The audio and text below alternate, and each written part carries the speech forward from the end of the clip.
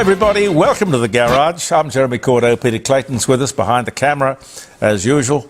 All is well in the world, except the world is moving too fast. I mean, Pete, I can't understand the days. They're flying past so quickly. Yes. I can't believe it's another week. I was sitting here just 2 minutes ago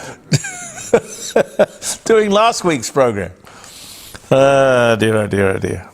Now, maybe as you get older, the time goes past faster. Something's happening anyway. I know that. I found something that you might be interested in, Pete. Yes. Oh, I found this very sad. Very sad. Country pubs are calling last drinks across Australia. It puts me in mind of Slim Dusty's pub with no beer. There's nothing so sad, morbid or drear than to sit in the bar of a pub with no beer. But at least the pub was open. The Outback pub is as old as the nation itself, but in country towns across Australia, many are calling last drinks. Declining population and the cost of living are all taking their toll.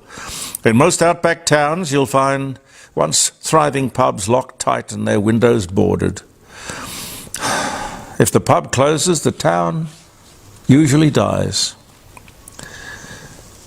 Leanne Stockdale, publican at the Royal Hotel in Grong Grong, said that. While some pubs are being repurposed, some once glorious facades are fading and are just memories. I think that's very sad. But, you know, you go around to a lot of pubs singing, don't you, Pete? Well, yeah, I used to. I'm getting a bit too old for it now, but yes. Yeah. Yeah. It's a great Australian tradition. I hope that does not fade. But as life gets more expensive and more complicated, and indeed more dangerous in the big cities, why don't we think about moving to the regions? I had a wonderful time in Grafton, where I started out in radio in 1967. Lovely people, lovely town, beautiful town. Famous for its, well, if not its radio station, certainly its jacaranda trees. They have a festival every year. I might go up there before I die. One last time, have a look at the Jacaranda Festival. I'm not sure. It's around about Christmas time somewhere. Who is the administrator of the CFMEU? The new guy. I'm assuming it is a guy. What do we know about him? Why was he chosen? Does he have a union background? More to come, ladies and gentlemen. Here's something that you didn't know that you didn't know. Sadly, there were 323 drownings over the last 12 months. Most of them preventable. But here's the thing. There has never been a drowning when people swim between the flags. That's a tribute to their common sense, those people, and of course the wonderful work that the surf lifesavers do. And I got that tidbit from Dennis Walter, who does the evening show on 3AW. He was on my show, Around the Dining Room Table, jeremycordeaux.com, last Friday morning. He was a wonderful guest. Beautiful voice, fantastic voice, which is what radio should go back to, you know. Voices. You know, whether you're a singer or whether you're a broadcaster, the voice is important. Let's talk about the NDIS. I didn't want to, but then again I thought I had to. No, I know I have to. The crooked NDIS, which costs more than the aged pension, about the same as the defence budget, and Aboriginal affairs. It's under the spotlight, and so it should be. I've never seen such unsupervised waste in my life. Was it designed to rip off the taxpayer? And why only now? Only now is the government doing something about it. And as the Minister Bill Shorten said, criminals are, not have been, are involved. Criminal activity. So this is known of at the highest levels. Yet, it has all happened under his watch. He said, today we introduce a plan to put the NDIS back on track. Well, sir, how did it get off the track? Why only now, when I and others have been talking about this for the last 10 years? It's a bit like the CFMEU, isn't it? I know nothing, didn't notice a thing, no. In truth, it was a bureaucratic bonanza for the crooks, the NDIS, from the very start. Thank you, Julia Gillard. The biggest pot of free public money in the history of this nation. Government sponsored. And by the way, it's been growing at about 20% a year. Now, you can't tell me that we have 20% more disabled people year on year. Where do they come from? This is nonsense. People suddenly discover they're disabled. The Libs are to blame as well. Because after the Rudd-Gillard-Rudd, oh God, that was an era, wasn't it? But after the Rudd-Gillard-Rudd era, they had, the Libs, an opportunity to scrap it or reshape it in a workable form or fashion. But no, stupid. It was designed for the permanent and severely disabled. That was the philosophical umbrella, if you like. Not naughty kids with developmental problems. Bill Shorten on Sunday, it was Insiders, I think, said this new agreement, after 10 years, mind you, a lot of debate in the House, is the new scaffolding. New scaffolding. They're the bones, you see. Didn't talk too much about the meat. The new scaffolding, which is going to pull back $14 billion over the next 4 years. But no one is going to jail. Criminals who have been defrauding the Commonwealth. Unregistered service providers, some, Bill admitted, don't even exist. Isn't that amazing? And they've got 400,000 separate transactions every single day. Bills that you and I have to pay each and every day. And according to the Minister, many of them are bogus. So we have been paying, according to the Minister, bogus accounts submitted by people who don't even exist. And no one is going to jail or has to repay the money he has rorted. This is totally disgraceful. It is worthy of a royal commission, isn't it? And you know, 400,000 people work for the NDIS. They're not short-staffed. There are only 600,000 people in the disability sector, the people they are there to help. It's almost one-on-one. And remember, all of this is on top of the disability support pension. I repeat, this thing still has the potential to bankrupt the country.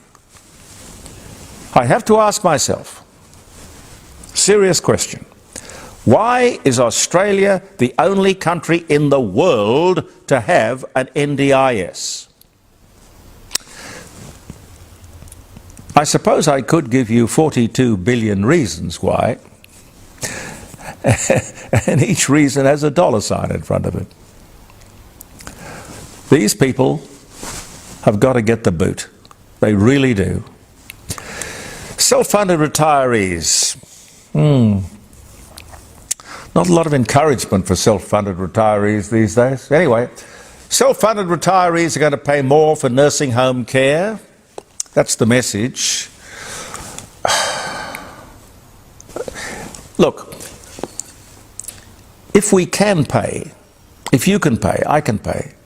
If we can look after ourselves, we should.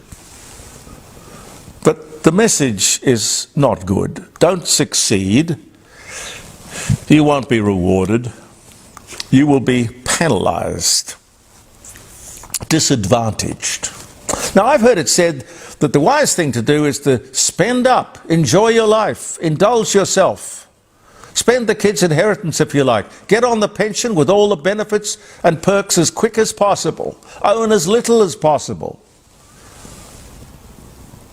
This should be the last thing in the world that any government should want. But that is what it is encouraging. Speaking of aged care, the Prime Minister said last week, I think I've got his words right, for aged care providers who do the wrong thing, there will be penalties, including jail time.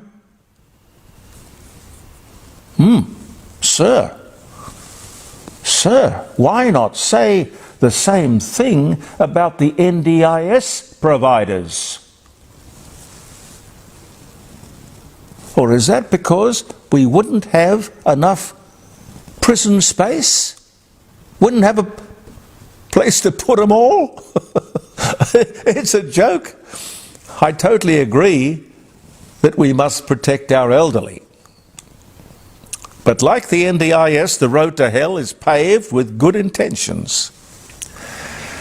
When you say that supervisors, management of nursing homes will be held personally and criminally responsible for everything that happens at the home, many people will simply leave the industry.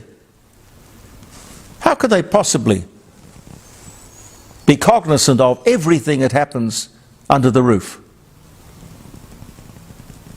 And of course the insurance companies will dramatically lift nursing home insurance premiums, which will be reflected in the fees charged.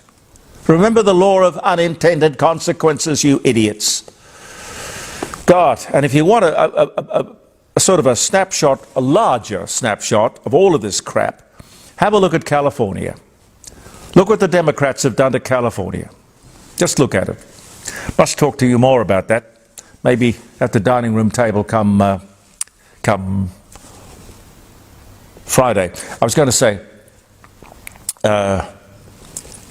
if on the weekend you're looking for a beautiful place to go and have a quiet drink or a fantastic lunch or dinner, intimate romantic dinner for two, or maybe a celebration, wedding reception, anything at all, product launch, have a talk to Grant at the Rising Sun Inn. It has been named the best inn or pub in South Australia, which is fantastic. You can see the accolade. It's framed, and so it should be, on the wall in the bar. It's in Kensington. You can look it up, and you can read all the tributes that are there for one of our great sponsors, the Rising Sun Inn, Kensington, just off Kensington Road, not far from the city. In fact, it's very close to town, very close to everything, really. And we do thank them for their support for the Court of Public Opinion. I wanted to talk to you about honour-based killings as well. I didn't know, I never understood, let alone, of course, liked the idea, or could even accept the idea of honour-based killing. There's nothing honourable about killing someone. But apparently somebody's done the sums. Honour-based killings are costing Australian taxpayers $4 billion a year. Are we totally mad? If you are of this religion or faith, and you will kill people who marry or fall in love outside your parameters or religion or faith. Why are you here? You know that people are going to meet people outside that. You can't have a little tiny closed community where your kids are never going to meet anyone who's a Christian. This should be a fundamental question that should be put to every new entry into Australia. Am I right or wrong? Tell me on Friday, maybe. What's going on here? What's complicated? The veil and the hijab are symbols of sexism and misogyny. Women don't, at puberty, suddenly start wearing a veil. They are told to. However, one interesting thing has happened. I read that this practice is now totally rejected. I can't say totally rejected because there are still some women who practice it. But it's rejected by many women in Iran. And there they do it in fear of their lives, which tells me they take it very seriously. Have I got time? I saw this the other night. They haven't done anything for my house. They haven't done anything about my house. This is an Aboriginal resident of a house built by the taxpayers in the Kimberley, which admittedly is remote Australia, in the Kimberley in Western Australia. And there she stood with her mobile phone in her hand, demanding that the government do something, fix up my house, which looked like it hadn't had any maintenance in years. What about personal responsibility? Huh? If somebody gave me a free house, I'd treasure it. You get a free house, and then maybe you look after it, huh? Now, why I bring it up is Slater and Gordon, the legal people, you know, the no-win, no-fee people, they're fighting this legal case. The taxpayers of Australia are being sued for not maintaining these properties. How do you like them apples? Pete, what do you say?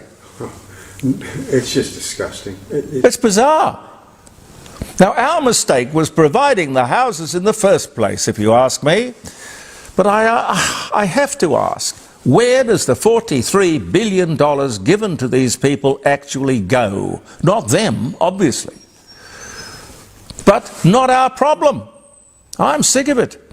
Aboriginal people live for, they keep telling me, 60,000 years without us, happily, without our money, our help, our education, our government, our housing.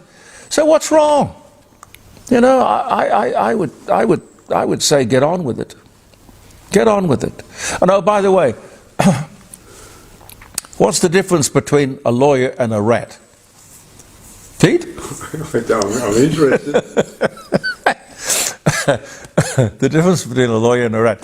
Well, there are some things that a rat just won't do.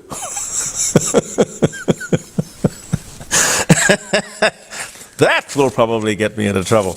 Listen, I'll just say happy birthday and quickly leave you from the garage and the court of public opinion and remind you to join us on Friday around the dining room table where we have a stack of guests. It's the 27th. It is, yes, it is the 27th. Swedish engineer Gideon Sundback of Hoboken applies to patent an all-purpose zipper. Where would we be without the zipper? Buttons. Buttons, I suppose. That was 1913. 1883, Krakatoa, the world's mightiest explosion. Krakatoa volcano west of Java in Indonesia erupts with a force of 200 megatons of TNT and kills approximately 40,000 people. Doesn't tell me here how much greenhouse gas, methane, that pumped into our atmosphere, but I can tell you, quite a lot. It was 1883. 1979, the first Earl Mountbatten of Burma, cousin of Queen Elizabeth II, last Viceroy of India, is killed, along with his 3 companions, 2 of them children, by the IRA when his boat was blown up in Ireland in 1979. I remember that very well. The first hydrogen balloon flight, unmanned. Well, you know how volatile hydrogen is. Oh, they want to put it in your cars, by the way. But anyway, unmanned, reaches an altitude of 900 meters. 1783, that was. They didn't do a lot more with hydrogen back then, quite wisely. 1857, the first successful oil well is drilled. Wow. Near Titusville in Pennsylvania, Edward Drake was the driller. That's a good trivia question. Who drilled the first oil well? There you go. Edwin Drake was the answer.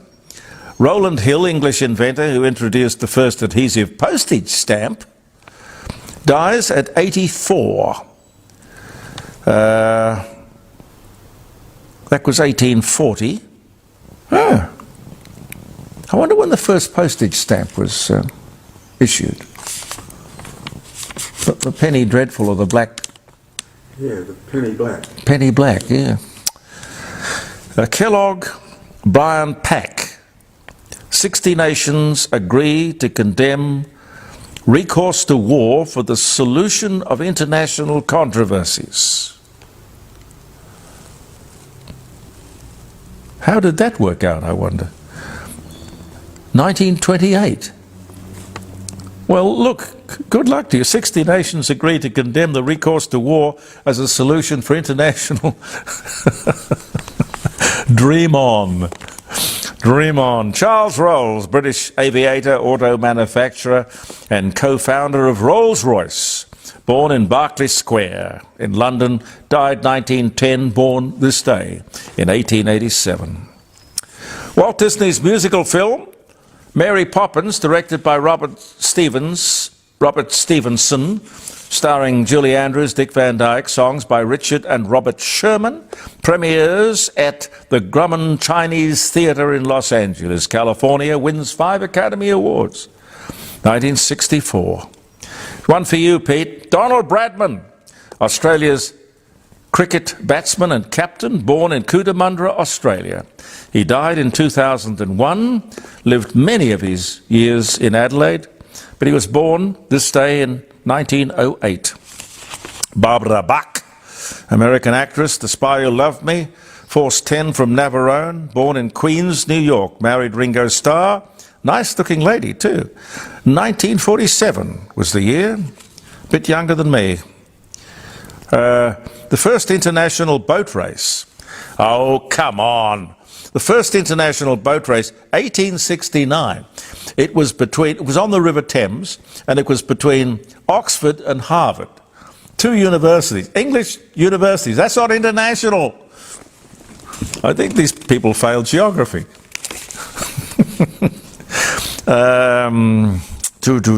Lyndon B. Johnson, 36th President of the United States, born Texas, 1908, died in 1973. Here's an interesting one. I'll leave you with this. 1941, World War II, the British Royal Navy captures the German U-boat U-570 on its maiden voyage. God, it was hardly ever used. It is reflagged HMS Graf and used by the British for nearly 2 years, much to the chagrin of Adolf Hitler. I didn't even take that around the block. He stole it. Good. Thank you so much for being with us, ladies and gentlemen. We will be back with more stuff Tomorrow, here in the garage, a posting, and Andy Martin will put it out as a podcast around the place. And of course, on Friday, around the dining room table, jeremycordeaux.com, 9 to 12, where you can have your say about what you will. I'm Jeremy Cordeaux. Peter Clayton and I wish you well. Thank you for viewing the Court of Public Opinion, and believe in yourself.